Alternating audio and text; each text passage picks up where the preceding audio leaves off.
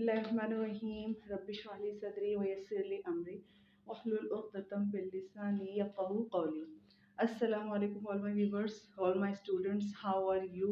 I hope you will be fine. Alhamdulillah, inshallah. अच्छा, तो now I'm here with my lecture.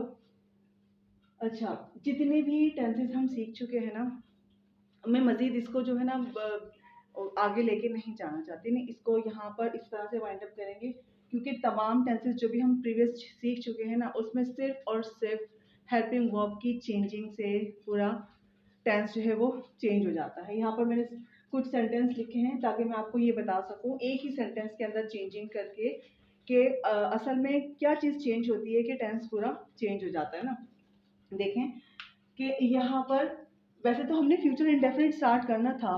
Future में सबसे most important जो helping verb होता है ना, बस वो विल होता है। अच्छा, प्रीवियस डेज में विल और शेल दोनों का इस्तेमाल होता था, तो आई और वी के साथ हम शेल इस्तेमाल करते थे हेल्पिंग वर्ब, और बाकी सारे प्रोनाउन के साथ जो है हमने विल लगाना होता था। लेकिन अब इसका जो शेल का जो यूज़ है ना, वो ग्रेजुअली कम होते होते बिल्कुल ही ख़त्म हो गया है, कहीं जो है ना वो ज़्यादा नज़र नहीं आता। हम तो हमारे लिए तो बहुत इजी हो गया है ना ये फ्यूचर टेंस में हमने हर प्लूरल सारे सब्जेक्ट के साथ जो हमने विल इस्तेमाल करना होता है। विल इस्तेमाल करेंगे इजीली जो है वो हमारा सेंटेंस बन जाएगा। जहाँ जहाँ हमें विल नज़र आ रहा है वहाँ वहाँ समझ लेंगे ये फ्यूचर टेंस है। देखिए, राइट अ लेटर, ये एक जो है ना वो राइट अ लेटर यानी कि खत लिखा गया। अब इसको हमने इस्तेमाल करना है अपने टेंसेस में। अगर हम लिखें यू राइट अ लेटर, यानी फर्स्ट फॉर्म के साथ हमने इस्तेमाल किया वर्ब को, तो ये हो गया हमारा प्रेजेंट। ठीक है, यू रोट अ लेटर, अगर हमने इसको सेकंड फॉर्म में इस्तेमाल किया, यहाँ पर verb as a second form में इस्तेमाल की, तो ये हो गया पास्ट। ठीक है, इसी तरह हम सिर्फ सब्जेक्ट के बाद विल का यूज करेंगे यहाँ पर, तो ये बन जाएगा फ्यूचर। कोई चेंजिंग इसमें नजर आई? You write a letter, you wrote a letter, you will write a letter. ठीक है, सिर्फ हमने यहाँ फर्स्ट फॉर्म, यहाँ सेकंड फॉर्म और यहाँ विल लगा दिया, तो ये प्रेजेंट, ये पास्ट और ये फ्यूचर बन गया। अब देखें, दे सबमिट अ प्रोजेक्ट। ठीक है, सबमिट फर्स्ट फॉर्म लगाई, प्रेजेंट है। They submitted a project, second form लगाई, पास्ट है। They will submit a project, will लगाया, फ्यूचर है।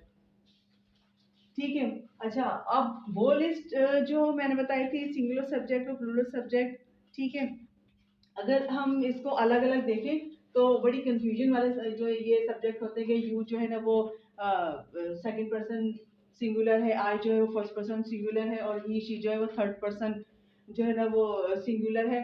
तो इसलिए हमने इसको सिर्फ दो कैटेगरीज में कर दिया कि सिंगुलर सब्जेक्ट और प्लूरल सब्जेक्ट। बस एक आई जो है ना सब्जेक्ट, वो ऐसा है कि वो कभी सिंगुलर के साथ कभी प्लूरल के साथ आ जाता है, वो भी हेल्पिंग वर्ब की वजह से।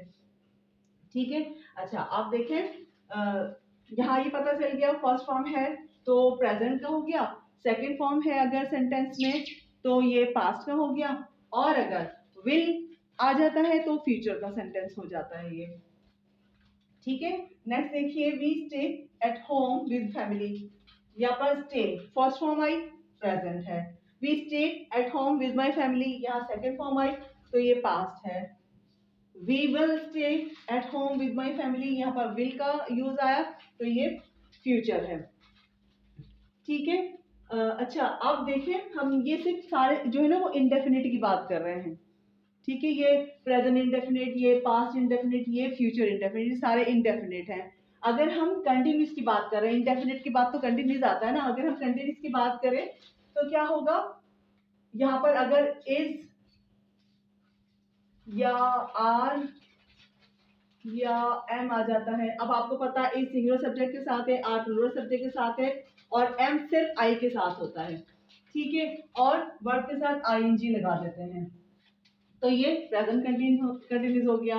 अब यहाँ पर वॉज बार आ जाता है हेल्पिंग वर्ब, वॉज और वर्ब, और वर्ब की फर्स्ट फॉर्म के साथ आईएनजी आ जाता है तो ये कंटिन्यूस हो गया। यानी कि उन तमाम प्रेजेंट कंटिन्यूस, पास्ट कंटिन्यूस और फ्यूचर कंटिन्यूस सब में हमने फर्स्ट फॉर्म के साथ आईएनजी लगाना होता है, सही है। फर्स्ट फॉर्म के साथ हमने आईएनजी लगाना होता है। ये आईएनजी हम क्या कहते हैं, देखते हैं उसके लेटर के साथ, जैसे राइटिंग और सबमिटिंग, सही है, स्टेइंग। आईएनजी लगा रहे ना तो ये कंटिन्यूस हो जाता है, बस हेल्पिंग वर्ब चेंज होते हैं। प्रेजेंट में इज एम आ जाएंगे, पास्ट में वॉज वर आ जाएंगे, और ठीक है। अच्छा अब देखें, ये सारा मैं पिछला जो है ना वो प्रीव्यू जो है ना वो लेके चल रही हूँ, ताकि जो भी आप जो भी आप लोग पढ़ चुके हैं वो जाहिर सी बात है, अब काफ़ी टाइम हो गया, हो सकता है आप लोग थोड़ा सा भूल रहे हों या कुछ आपके जहन से निकल रहा हो, तो मैं उसको रिव्यू कर रही हूँ ताकि आप लोगों को पिछला भी जो है ना वो थोड़ा सा रिवाइज हो जाए, ठीक है। अच्छा अब देखिए, हम बात कर रहे थे कंटिन्यूस की ना, तो देखिए यहाँ पर हेल्पिंग वर्ब चेंज हुआ, यू आर राइटिंग, यहाँ पर यू वर राइटिंग, यहाँ पर you will be writing. Are present में है, present continuous, were past continuous है, और विल बी फ्यूचर कंटिन्यूस है। इसी तरह अगर हम परफेक्ट की बात करेंगे, परफेक्ट में सबसे पहले तो हमने यही देखना था, वर्ब की थर्ड फॉर्म लगाते हैं, सही है। वर्ब की जो थर्ड फॉर्म लगाते हैं, वर्ब की थर्ड फॉर्म परफेक्ट में लगाते हैं, हमने ये याद रखना होता है। तो प्रेजेंट की अगर हम बात करें, प्रेजेंट परफेक्ट तो है, उसकी जो है ना वो हेल्पिंग वर्ब है। पास्ट की बात करेंगे तो हैड है, और फ्यूचर की बात करेंगे तो विल हैव है, ठीक है।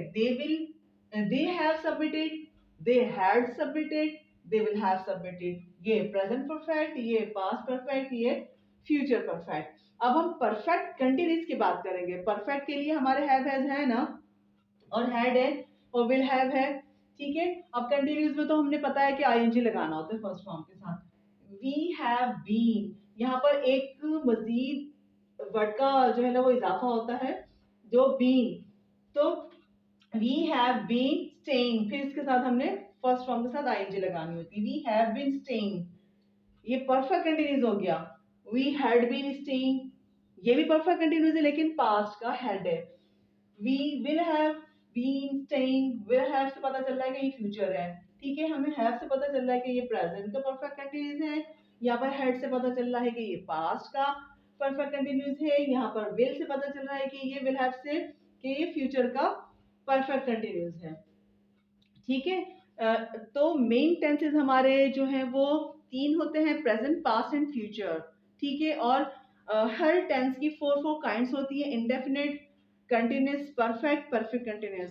तो इस तरह से हमारे पास 12 टेंसेस जो हैं वो 12 हो जाते हैं, और टोटल जो टेंसेस हैं वो हमारे 12 हो जाते हैं। इन 12 टेंसेस को हमने इस तरह से जो है ना वो लेके चलना होता है। सिर्फ हेल्पिंग वर्ब की चेंजिंग से हमारा टेंस जो है वो चेंज हो जाता है, ठीक है। जब हमने एग्जाम्स में हमने डू एस डायरेक्ट में दिए जाते हैं कि आपने प्रेजेंट से पास्ट में बनाना है, या पास्ट से जो है ना वो परफेक्ट में बनाना है, या फ्यूचर में बनाना है, वगैरह वगैरह जो भी है, तो आपने मेन जो अपनी कंसिडरेशन रखनी है ना वो हेल्पिंग वर्ब पे रखनी है कि हेल्पिंग वर्ब वहाँ पर क्या है।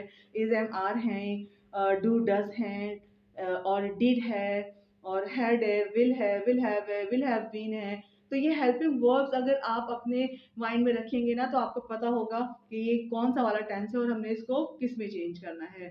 अच्छा अब देखें, जो भी डू एस डायरेक्टेड में सेंटेंसेस दिए जाते हैं ना, तो उसमें जो जिस काइंड का, जिस किस्म का भी टेंस होता है ना, उसको हमने उसी का ही चेंज करना होता है। अगर यहाँ पर पास दिया गया है और आपसे कहा गया है कि उसको फ्यूचर में करें, तो यहाँ पर सिंपल पास्ट है ना, तो आपको सिंपल फ्यूचर में ही करना है, ठीक है। अगर यहाँ पर नेगेटिव होगा, पास्ट का नेगेटिव है और आप कहा जाए कि आप इसको फ्यूचर में करें, तो आपको फ्यूचर का ही नेगेटिव करना होगा। डू एस डायरेक्टिव इसका ख्याल रखते हैं। इंशाल्लाह मैं कोशिश करूंगी कि एक एक्सरसाइज जो है ना डू एस डायरेक्टेड की मैं आपको जो है ना सिखाऊं। अक्सर बच्चे जो है ना इसमें कंफ्यूज हो जाते हैं, इसमें जो है ना वो कि हाँ हम इसको चेंज किस में करें, होता नेगेटिव उसको सिंपल में कर देते हैं, कभी इंटेरोगेटिव होता है तो उसको नेगेटिव कर देते हैं।